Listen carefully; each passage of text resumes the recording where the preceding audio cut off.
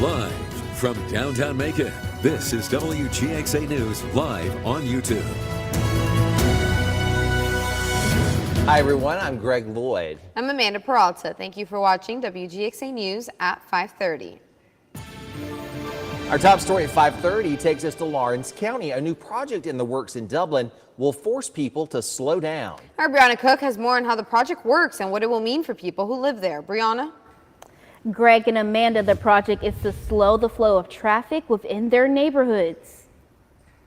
Through a neighborhood will be a thing of the past in Dublin with their newly launched project Slow Zone. Joshua Kite, Dublin mayor, says the project comes after a series of complaints from their citizens about speeding. One of the most common complaints that we've received is speeding traffic in neighborhoods. And I want the people to know that we have heard those complaints and we are taking action. We have developed a plan and people will start to see those changes rolling out soon. Case Cook lives in Dublin and he says he has witnessed the speeding firsthand in his neighborhood. You know, walking up down these sidewalks, trying to have family out here playing in the yards. It's kind of crazy with the amount of the volume of the traffic and drag racing, side-by-side drag racing on our neighborhood streets. With citizens in mind, Josh Powell, city manager, says it is a multi-step project that will implement several different measures and will allow citizens to voice their opinion on the new measures. And it involves reducing speed limits on these roads, implementing speed humps, and also, in some places it involves actually closing the road, and we're taking some temporary measures to see how both it works, how it affects traffic flow in the area, and also to give the citizens an opportunity to give us some feedback. The project also features an educational side using what city officials call the 5 E's of traffic calming: education, encouragement, evaluation, engineering, and enforcement. Officials say Project Slow Zone will encourage positive driver behavior, improve neighborhoods' livability, reduce speeds, increase safety, and develop traffic calming directives within local neighborhoods. Kite says they want their citizens to know their safety while in their neighborhood is important. We want to make sure that every neighborhood is safe for children to bicycle and for people to walk their dogs, for families to be outside without the fear of speeding traffic. The project is soon to be launched and citizens can submit requests to have their street reviewed or send in feedback. Reporting live in studio, Brianna Cook, WGXA News. We have new developments in a story we first brought to you 3 months ago about the credit card controversy between the mayor of Gordon and a council member. It's over who made more than $6,000 of unauthorized credit card charges. Irina Plunkett tells us the latest from inside the city chambers and the new $14,000 bill addressed to the city. Two big bills were on the minds of citizens who packed Gordon City chambers Monday afternoon. One of them stemming from the 60-page report written by City Attorney James Green, who detailed Councilmember Rodney Evans was unauthorized to take out 2 credit cards using the city's account number, one for himself and one for the mayor. According to the report, there were over $6,000 of unauthorized purchases charged on the cards. But that's only the first bill. Back in March, the city appointed an independent attorney to review the report. Since then, Denmark attorneys sent down an invoice billing Gordon over $14,000 for their services. It was a new expense that didn't sit well with Councilmember Terry Eady or George Wynn.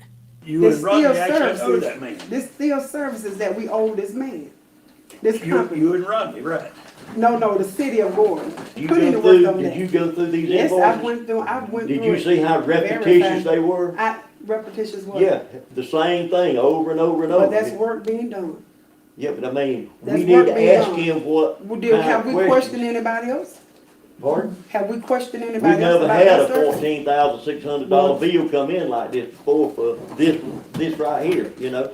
I didn't want it either. Among some of their concerns were who's paying the bill and if Councilmember Evans had a personal interest in hiring an independent attorney when he voted in favor of the new review. With no clear answer on either of those questions, the city moved forward to schedule another special call meeting with the attorney to discuss the fees. Reporting in Gordon, Irena Plunkett, WGXA News.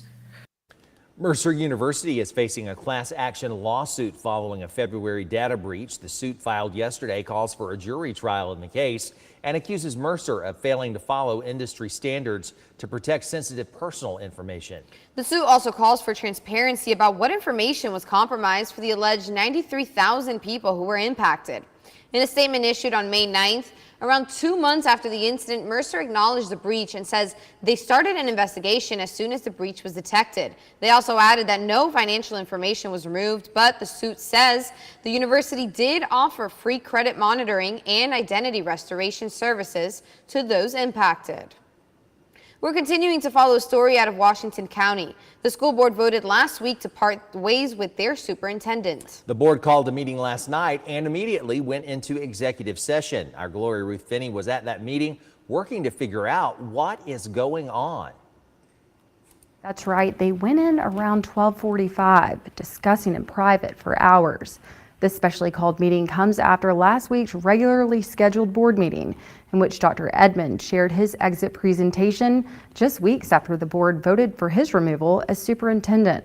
It's still unclear why the Washington County Board of Education has voted to release the district superintendent, Dr. Ricky Edmond, early from his contract. The board called a special meeting this afternoon, immediately going into executive session after addressing the otherwise empty room, asking for public comment. With one board member showing up late, it leaves all members to have been seen at the special called meeting, except for Edmond and other board member Lee Jordan. WGXA received a statement from Washington County Schools this past Friday, announcing the board's vote on May 8th to release Edmond from his contract, stating the release date will be effective June 30th. Hoping to speak with board members about their decision to release Edmond, I stayed in the boardroom, waiting for their return from executive session. Hours passed, waiting and waiting, still without an answer. Our news team is waiting on the district's response after submitting an open records request to review the terms of Edmond's contract.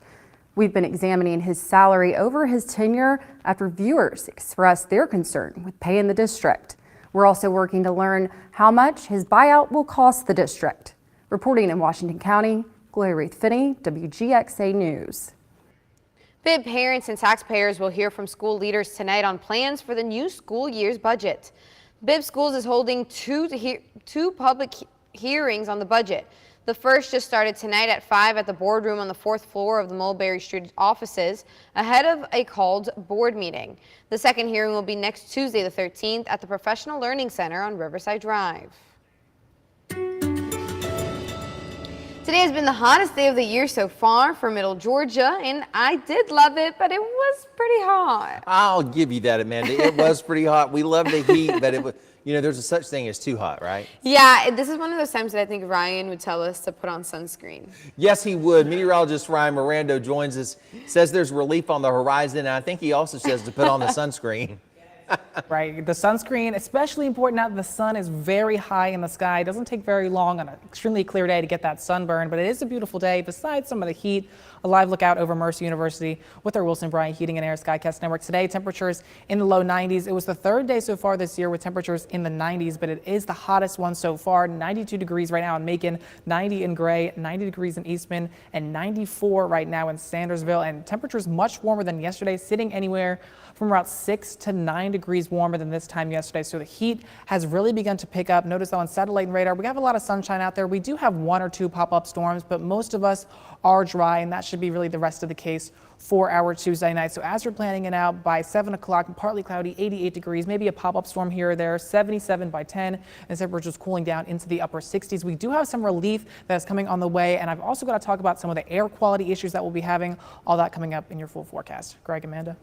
Thank you, Ryan. It is a great time to download the WGXA weather app. Ryan is back in less than 20 minutes, and he'll have your 10-day forecast. An investigation is underway after a Houston County home was shot overnight. Deputies were called to a home on Oakwood Drive in Bonaire around 4:30 this morning.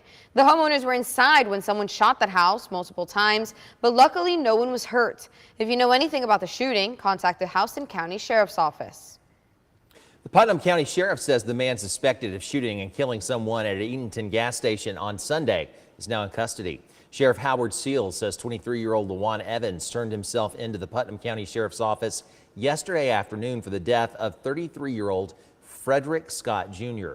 He's now facing 1 count of malice murder. And a Sumter County murder suspect is now behind bars. The Sumter County Sheriff's Office says Cortez Douglas was arrested at a road check in Long County. Deputies say he refused to show his driver's license and led them on a chase that ended with a pit maneuver. Douglas was wanted in connection to the May 29 shooting that killed Quantavious Robinson and injured another at the American Legion in Americus. The Georgia Forestry Commission is mourning the loss of a fellow forest ranger who died yesterday while on duty. The GFC says 26-year-old ranger Sean Luke Daniels suffered a medical emergency while monitoring a contained wildfire in Washington County. Emergency workers were unable to revive him. He worked at the GFC's Johnson, Washington County Forestry Unit. An internal review is underway about the incident. The City Council of Atlanta voted early Tuesday to approve $31 million in public money to build a police and fire training facility. That planned facility is dubbed Cop City by its opponents. It's been a point of contention among residents, activists, and conservationists. As Darren Moore reports, today's vote followed a marathon of a meeting that saw hundreds of people voice their opinions. More than 14 hours of public comments on funding for the proposed Public Safety Training Center for Police, Fire, and EMS was contentious. After hearing from the public, one council member made up her mind on the $67 million project with $31 million in direct funding. I'm even more confident in my no vote today. Other council members plan to vote yes for the Public Training Center. My position has not changed, though I'm sensitive to what I'm hearing today. We're obligated to do something. So even though this is an extreme show of opposition, our obligation still remains. We should clarify that before voting it through to win back some of the community trust. Because asking them to trust us to do the right thing for those who are against us is a big ask when they don't feel heard. Some residents have complained that there was little public input for the construction of Cop City.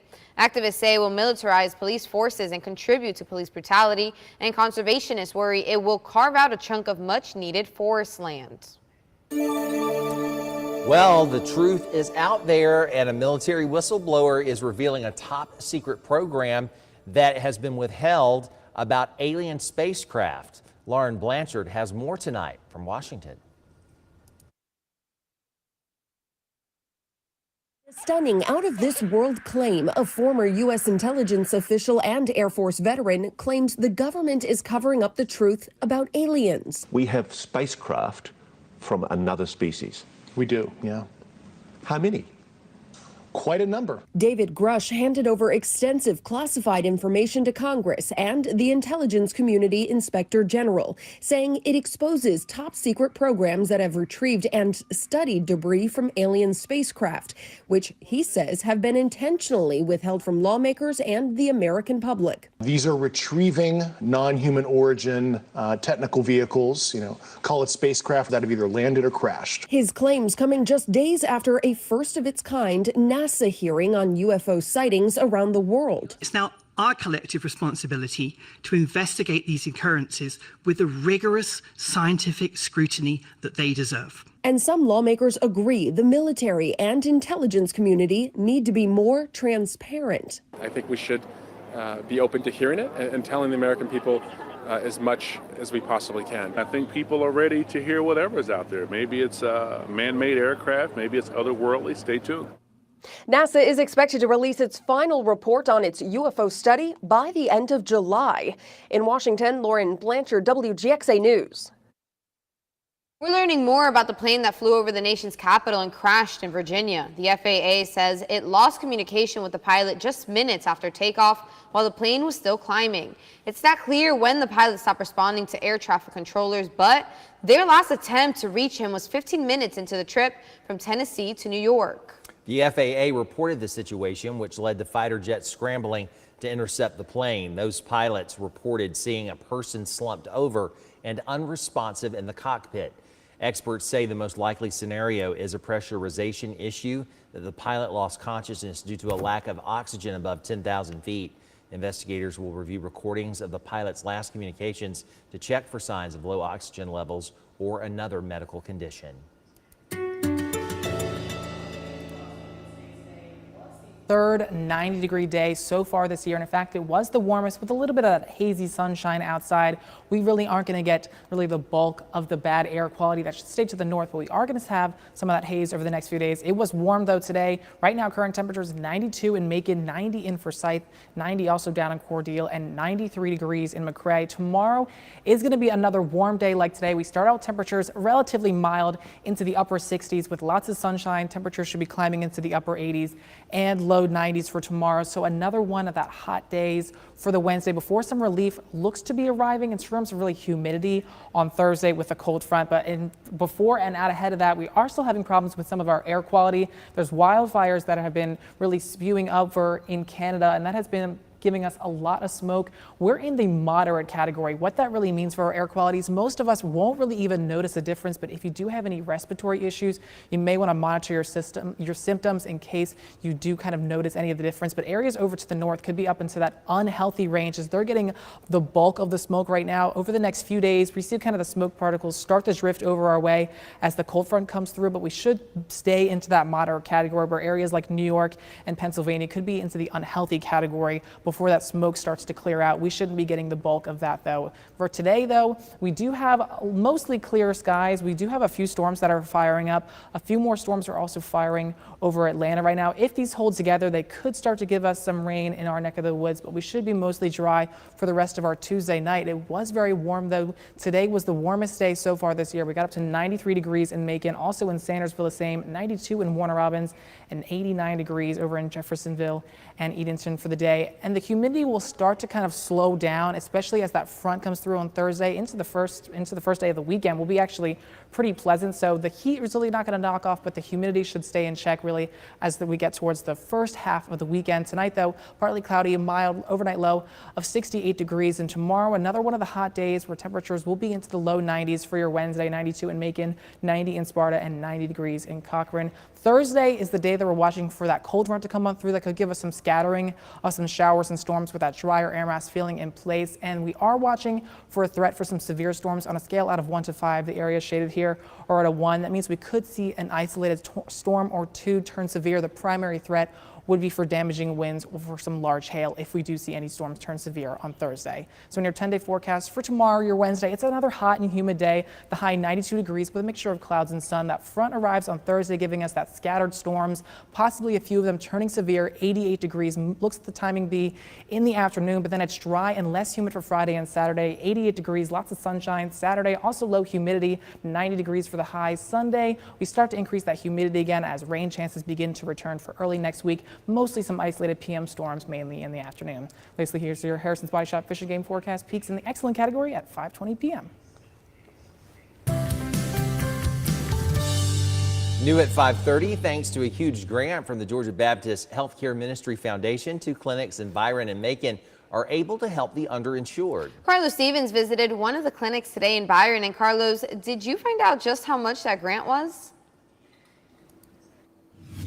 Guys, I did, and according to the director I spoke with, that grant was $70,000, something she says will be a huge benefit to the clinic here.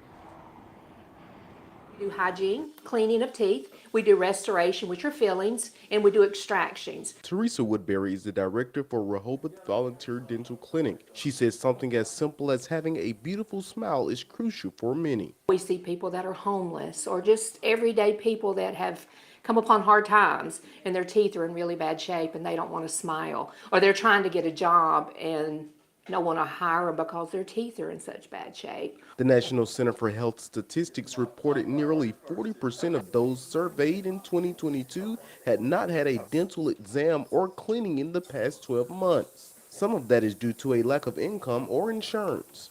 A new grant awarded to Barry's Clinic worth $70,000 will make the mission of providing those beautiful smiles that much easier. Funding that will help those in need. That allows us to provide dental care for patients that have no insurance, a lot of low income or no income at all. We have some that come in that they have a large family and they don't have the means to pay anything. We don't turn anyone away. The clinic serves those 18 years and older living in Houston, Peach, Taylor, and Crawford counties. To qualify, those interested must complete an application and provide financial background. What they are charged is based on their income. Those that come to the clinic may walk away with more than just dental work. Woodbury says they have a number of services, including spiritual counseling. She says they're also in need of more volunteers to help. We don't have a dentist every day. We are a volunteer clinic. However, volunteers are getting very difficult to have come to the clinic here, and that's from the dentist to the hygienist to a dental assistant. And without that, we can't provide any dental care. Woodbury says all volunteers go through a background check and training before getting to work. Now, to become a volunteer or a patient, you can visit our website at WGXA.tv and find this story. For now, we're live in Byron. I'm Carlos Stevens, WGXA News, guys. Thank you so much, Carlos. And just in time for summer, Macon is getting a new spot to hang out. The Frankie Everett Lewis Park is now officially open. The park is named after Lewis, who dedicated 30 years of her life to helping and leading the community. County leaders made the park part of their plan to fight blight in the community, using blight funds and SPLOST dollars to clear 3 blighted homes on Linmore Avenue to make way for the park. This is going to make a change, one person, one street at a time in our community in the future. We're going to change lives and change the hearts and minds of our youth, one person at a time, and it starts here today. The new park includes a picnic pavilion, track, playground, open lawn, basketball courts, a walking track, landscaping, parking, and more. I'm Gary Thigpen, and I am again here at the Animal Rescue Foundation in Milledgeville, and I'm joined again with Aline today, and guess who we have that we're going to showcase today? So this is Jenny, So and sweet. she's a very loving puppy. She's up to date, fully vetted. She likes other dogs. And loves to kiss, you see that. She very much loves to kiss. She's a very social puppy, and she's probably about 4 months old. And you said what breed? Probably a pit lab mix, if I had to guess. Pit lab mix, about 4 months old, you said? Roughly. Mm-hmm. All right, so if someone would like to adopt Jenny, how would they go about doing that? So they're going to go to our website, animalrescuefoundation.org, She and loves click on the giving How kisses, to Adopt. folks.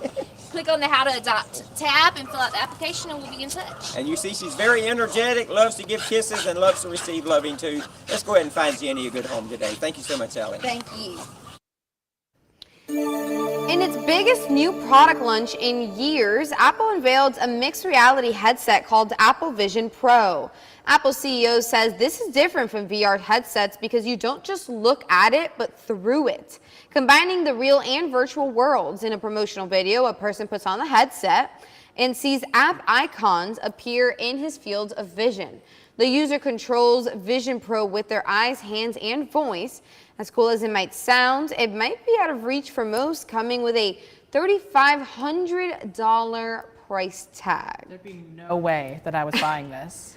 I feel like you would. I actually feel like you would be the one I don't person that's like, know. I just want to see everything. Like, I just because you're wanna all see into everything. science. Yeah, I don't know. I just feel like that's so Well, you useless for me right now. You want to hear the older adult perspective? Yeah, on let's this? hear it. I can't even figure out how to use things because they update it so regularly. The last thing I want to do is put on some goggles and see apps. No. I just want the living apps for to work this. on the phone. You But know. then it's like within your reach. You It's know what I within mean? your Like reach. it's like Reach in out the to palm it. of your hand. Yeah, like I'm sure you can like reach out to and like click it. That looks kind of cool, but I just feel like I wouldn't need that in my day-to-day life right now in the way that I'm living. We get so much phone time as it is. It's true. I'm sure there's something. What cool would be about cool it, though, so. is like full dive VR where it feels like your consciousness is like in a virtual reality. That would be cool. You'll have to run that one by me. Yeah, I literally was just thinking that. I was about What to the say, I heck? think you lost me there. Okay, it's fine. We're like how we feel our hands right now, like Uh-huh. but like in like a virtual environment, like how you're in your I body. think it's kind of like scary. It I is don't a know little if I scary. want to. You know yeah, what I it is don't know. scary? That's scarier than the UFOs, Ryan. All right, well, like and subscribe if you enjoy the show. Join us in just a few minutes on ABC 16 for our 6 o'clock. We'll see you there.